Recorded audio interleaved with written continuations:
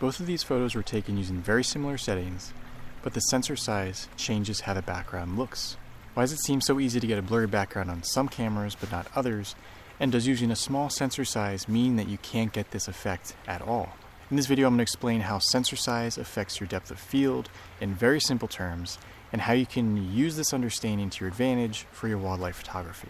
A few weeks ago in the video about depth of field, I talked about all the factors that influence depth of field, including your aperture, your distance to your subject, the background, your focal length, and one thing I briefly mentioned was how sensor size affects your depth of field.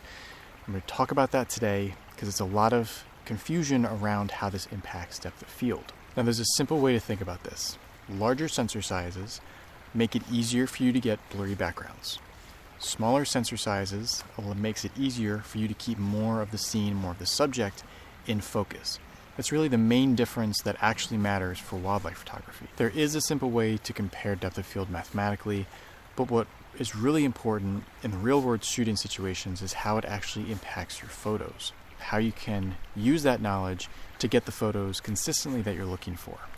When you're photographing wildlife, especially birds and mammals, the two most important things that impact and allow you to get that background blur is how close you are to your subject and the focal length of lens that you're using. So even if you're using a small sensor size, you can still get that beautiful background blur, understanding those two things. One thing I really want to point out is just because you use a small sensor size, if you're using micro four thirds like I am, it does not mean that you can't get that beautiful background blur. What it means is you need to be more intentional about how close you get to your subjects, the focal length that you're using, and paying more attention to the background behind your subjects. And honestly, for wildlife photography, there is actually one big advantage to using a smaller sensor size.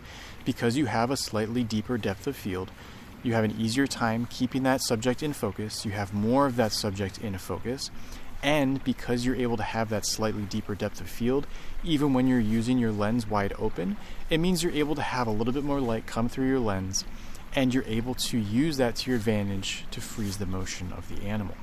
So just remember this. Larger sensor size makes it easier to get background blur. Smaller sensor size makes it easier to keep your subject in focus.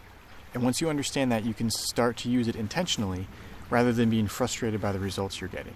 So I hope this one was helpful. Just a really simple rundown. Again, you can get really complicated in this topic. I don't want to do that. There's not really a point to do that.